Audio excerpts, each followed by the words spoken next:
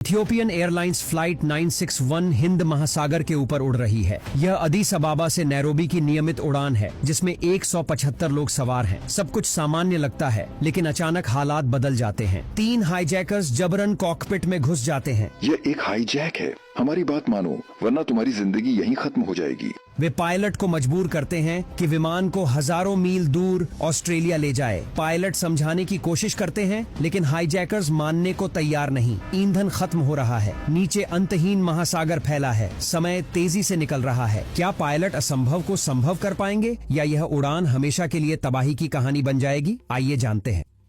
यह Ethiopian airlines flight 961 की कहानी है।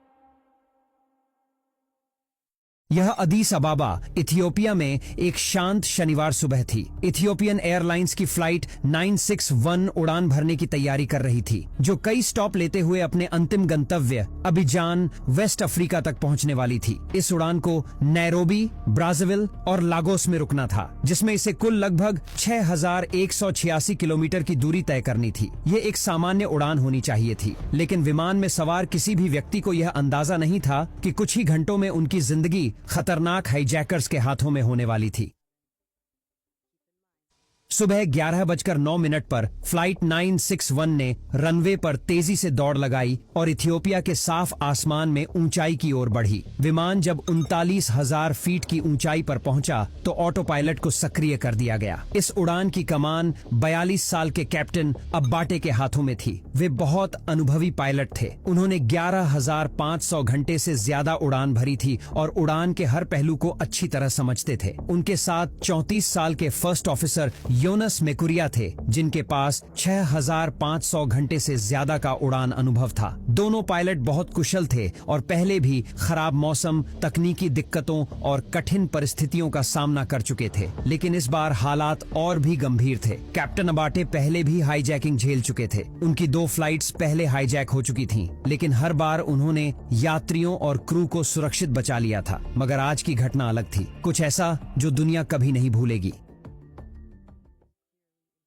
फ्लाइट में कुल 164 यात्री सवार थे, जिनमें 20 भारतीय नागरिक भी शामिल थे। इसके अलावा 12 फ्लाइट अटेंडेंट और 2 पायलट भी इस यात्रा का हिस्सा थे। विमान जब अपनी ऊंचाई पर पहुंचा तो सब कुछ सामान्य लग रहा था, लेकिन विमान के पिछले हिस्से में 3 युवा इथियोपियाई यात्री अलग ही दुनिया में खोए हुए थे। उनकी आंखों में गहरी सोच थी और उनके मन में एक खतरनाक योजना जन्म ले रही थी। ये तीनों हाल ही में यूनिवर्सिटी से ग्रेजुएट हुए थे, लेकिन बेरोजगार थे। वे नैरोबी जाने के लिए इस फ्लाइट में बैठे थे ताकि वहां नौकरी और बेहतर मौके तलाश सकें। उड़ान के दौरान उन्होंने इन फ्लाइट मैगजीन के पन्ने पलटने शुरू किए। तभी उनकी नजर एक बेहद खास जानकारी पर पड़ी। उन्हें पता चला कि वे जिस विमान में सवार थे वो बिना रुके 11 घंटे से भी ज्यादा उड़ान भर सकता था। यह जानकर उनकी सोच अचानक बदल गई। अब उनका गंतव्य नैरोबी नहीं रहा, बल्कि उनके दिमाग में सिर्फ एक ही ख्याल था, अफ्रीका से हमेशा के लिए भाग निकलना। उन्होंने सोचा कि अगर वे इस प्लेन को अपने कब्जे में ले लें तो इसे सीधे ऑस्ट्रेलिया ले जाकर वहां शरण ले सकते हैं। लेकिन ऐसा करने के लिए उनके पास सिर्फ एक ही रास्ता था।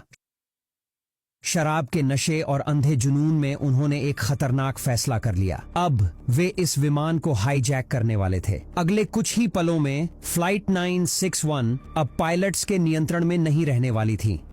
सुबह 11:29 पर 3 युवक अपनी सीटों से उठे और उनमें से एक ने जोर से चिल्लाया, मेरे पास बम है, अगर कोई हिला तो मैं जहाज उड़ा दूंगा। यह सुनते ही पूरे विमान में सन्नाटा छा गया। यात्री सहम गए। किसी को समझ नहीं आ रहा था कि क्या हो रहा है। लोग अपनी सीटों पर जमे रहे, डर के मारे कोई भी प्रतिक्रिया देने की हिम्मत नहीं कर पा रहा था। तभी हाईजैकर्स तेजी से कॉकपिट की ओर बढ़े। कुछ ही सेकंड में उन्होंने कॉकपिट का दरवाजा तोड़ दिया और अंदर घुस गए। पायलट्स को डराने के लिए उन्होंने झूठ बोला कि प्लेन में उनके अलावा 11 और हाईजैकर्स छिपे हुए हैं, जो किसी भी विरोध की हालत में हमला कर सकते हैं। इससे पहले कि पायलट स्थिति को समझ पाते, हाईजैकर्स ने फर्स्ट ऑफिसर को पकड़ लिया, उसे जोरदार मुक्का मारा और घसीटते हुए कॉकपिट से बाहर निकाल दिया। इसके बाद उसे जबरदस्ती फर्स्ट क्लास की सीट पर बिठा दिया गया। अब विमान के कंट्रोल में सिर्फ कैप्टन रह गए थे, लेकिन खतरा अभी भी बना हुआ था। एक हाईजैकर ने इमरजेंसी फायर फायर एक्स उठा ली, जबकि दूसरे ने फायर एक्सटिंग्विशर को हथियार बना लिया। उन्होंने कैप्टन की ओर इशारा किया और गुस्से से कहा, सीधे ऑस्ट्रेलिया की ओर चलो। कैप्टन का दिल तेजी से धड़कने लगा, क्योंकि विमान में इतना ईंधन नहीं था कि वह बिना रुके ऑस्ट्रेलिया तक उड़ सके। यह सफर लगभग 8000 किलोमीटर लंबा था, और अगर विमान ने इतना लंबा रास्ता तय करने की कोशिश की तो रास्ते में ही ईंधन खत्म हो जाएगा और प्लेन महासागर में गिरकर क्रैश हो जाएगा। यह पूरी तरह असंभव था। कैप्टन ने खुद को शांत रखते हुए स्थिति को संभालने की कोशिश की। उन्होंने हाईजैकर्स को समझाने की कोशिश की कि वे सीधे ऑस्ट्रेलिया नहीं जा सकते। उन्हें केन्या के मोम्बासा एयरपोर्ट पर ईंधन भरने के लिए रुकना होगा ताकि वहां से आगे की उड़ान संभव हो सके। लेकिन हाईजैकर्स सुनने को तैयार नहीं थे। उन्होंने साफ इनकार कर दिया और कैप्टन को आदेश दिया